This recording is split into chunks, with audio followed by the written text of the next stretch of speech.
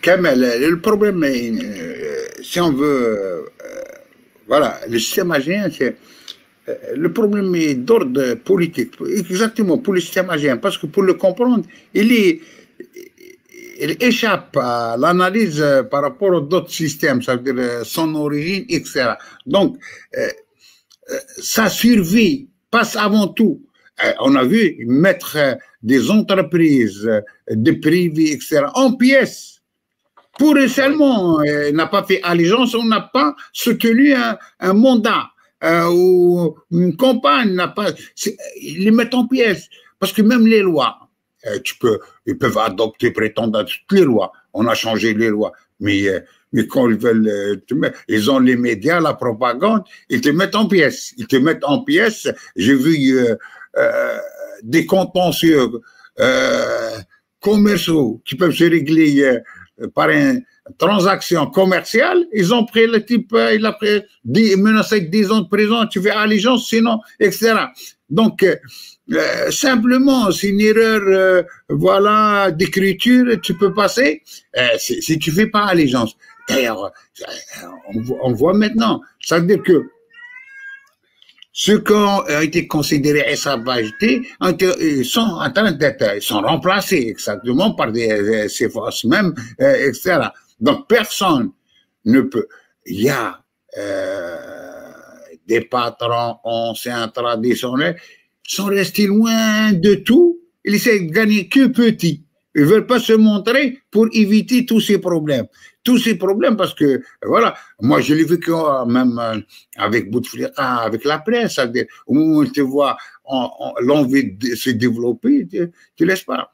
On a connu ça en 96 où l'UNESCO s'est proposé de construire une maison de presse avec des logements pour les journalistes, une cité de médias, avec des moyens de financement énormes, suite à l'attentat de la maison de la presse. Des années après, les journalistes luttaient pour un logement, ils étaient toujours dans les hôtels, etc. En même temps, même à l'époque, l'UNESCO proposait même une imprimerie pour les... Mais jamais. Il faut pas que tu prends ton autonomie. C'était ça la question. Parce que la question de... Bon, d'ailleurs, c'est la même pratique qui est appliquée aux associations. Si tu ne dépends pas du régime, tu es interdit.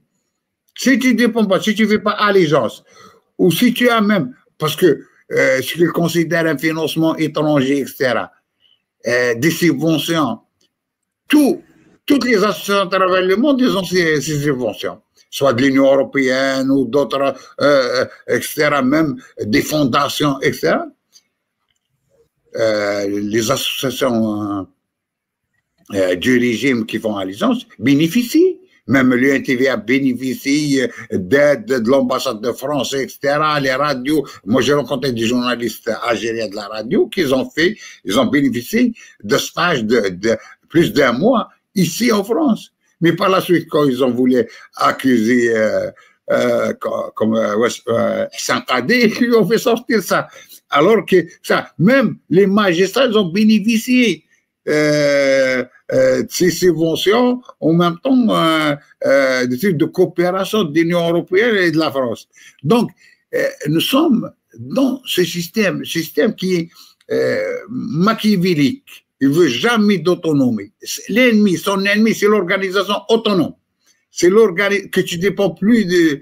Et ça, depuis 62, aujourd'hui, elle est plus féroce, plus exacerbée. Depuis quelques années, par Tebboune, il y a aussi, parce qu'ils ont, comme je disais tout à l'heure, la hantise aussi,